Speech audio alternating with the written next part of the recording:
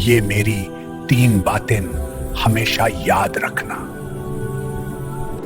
बेटा, ये मेरी टोकरी घर तक पहुंचा दोगे? हाँ, पहुंचा दूंगा। या अल्लाह, तेरे भरोसे पे जा रहा हूं, लाज रख ले। आखिर वो 3 बातें कौन सी है जो इस लड़के के बाबा निपटाए और बातों की वजह से जिंदगी बदल गए। दरवेश अपनी चटाई पर बैठे थे और यूसुफ उनके पैरों के पास। आज उसका चेहरा थके होने के बावजूद चमक रहा था। दरवेश ने उसे गौर से देखते हुए पूछा, बेटा, आज कुछ कहना चाहते हो? यूसुफ ने हिचकते हुए कहा, बाबा, आज जब मैं बाजार से लौट रहा था तो गांव का एक अमीर व्यापारी मुझे देख रहा था। वह कह रहा था कि मैं मजबूत हूं। आज पहली बार मुझे लगा कि मैं किसी काम का हूं, सिर्फ बोझ नहीं। दरवेश मुस्कुराए। अरे बेटा, इंसान की कीमत लोग नहीं बनाते, मेहनत बनाती है, अल्लाह बनाता है। आज जो तुझ में चमक है वह तेरी सब्र और मेहनत की रोशनी है।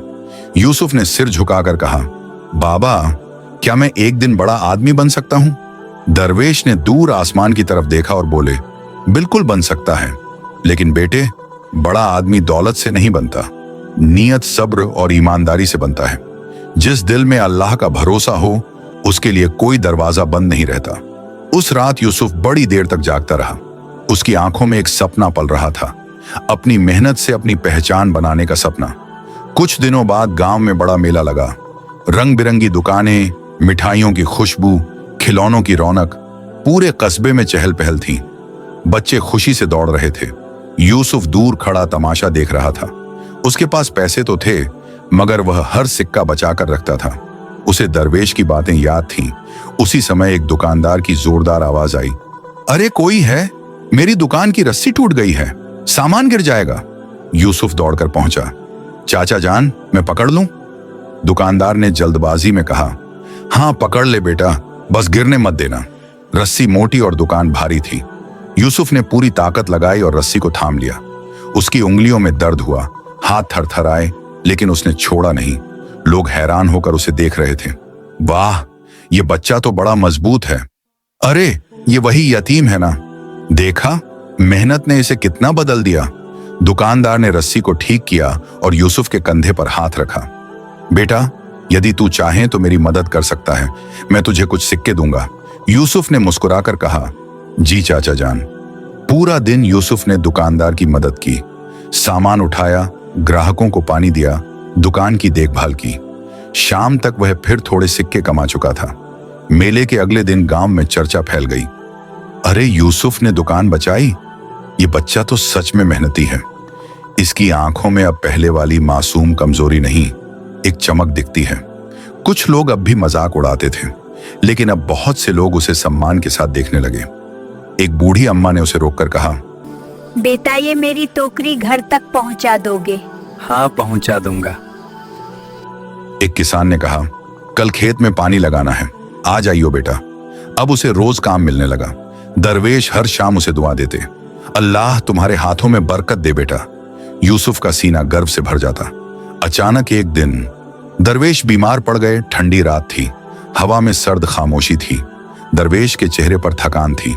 उन्होंने यूसुफ को बुलाया, बेटा बैठो। यूसुफ डर गया। क्या हुआ बाबा, आप ठीक तो हैं?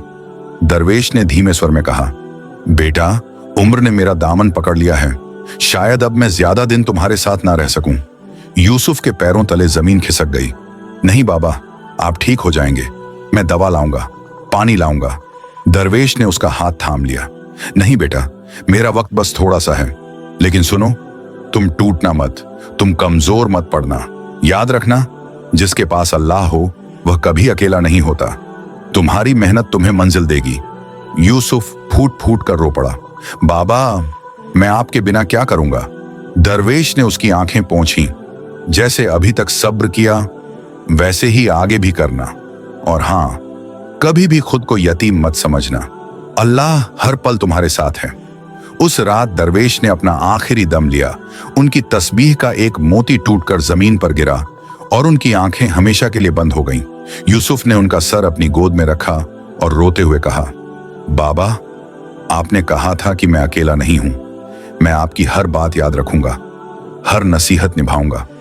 अगली सुबह पूरे गांव में खबर फैल गई। गांव वाले दरवेश की इज्जत करते थे, इसलिए उनके जनाजे में भीड़ जमा हुई। पहली बार बहुतों ने यूसुफ को सहानुभूति से देखा। अब वह बिल्कुल अकेला था। दफन के बाद यूसुफ ने दरवेश की झोपड़ी, उनका घड़ा, उनकी तस्बीह सब हाथ में लिया और रोते हुए बोला, बाबा, अब आपके बिना यह झोपड़ी भी तंग लगने लगी है। लेकिन दरवेश की आवाज जैसे उस झोपड़ी के कोने कोने से आ रही थी। मेहनत करो बेटा, हार मत मानो। यूसुफ ने अपना आंसू पोंछा। बाबा, मैं हार नहीं मानूंगा, आप देखते रहिएगा। नसीहत का असर, यूसुफ की पहचान दिन, हफ्ते, महीने गुजरते गए। यूसुफ अब गांव का सबसे भरोसेमंद लड़का माना जाने लगा। किसान उसे खेतों पर बुलाते, दुकानदार उसे सामान संभालने देते, औरतें उसे टोकरी उठवाती, बढ़ई लकड़ी कटवाने का काम देते। जो लोग कभी कहते थे कि यतीम है, कुछ नहीं कर पाएगा, आज वही लोग कहते यूसुफ से अच्छा मेहनती लड़का पूरे गांव में नहीं है। उसने कोई शिकायत नहीं की, कभी घमंड नहीं किया, हमेशा कहता ये सब अल्लाह की मदद और बाबा दरवेश की दुआ से है। एक दिन गांव में एक बड़ा व्यापारी आया।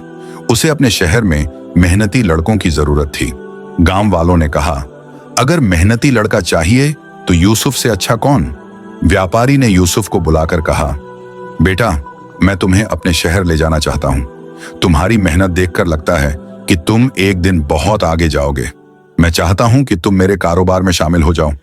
यूसुफ ने रुककर कहा, चाचा जान, मेरे बाबा दरवेश ने कहा था कि मेहनत करने वाला कभी छोटा नहीं होता। अगर यह अल्लाह की मर्जी है तो मैं तैयार हूं। गांव वाले हैरान थे। जो बच्चा कभी मजाक का निशाना था, आज उसे सम्मान के साथ बुलाया जा रहा था। रवाना होने से पहले वह अपनी झोपड़ी गया, दरवेश की तस्बीह को सीने से लगाया और बोला, बाबा, आज आपकी नसीहत ने मुझे यहां तक पहुंचाया है, मैं आपको कभी नहीं भूलूंगा। फिर उसने आसमान की तरफ देखा। या अल्लाह, मेरी मेहनत में बरकत दे, मुझे अहंकार से दूर रख और सब्र पर कायम रख। वह गांव से निकल पड़ा। नया सफर, नई उम्मीदें, लेकिन दिल में वही पुरानी आवाज, मेहनत करो बेटा, अल्लाह तुम्हारे साथ है।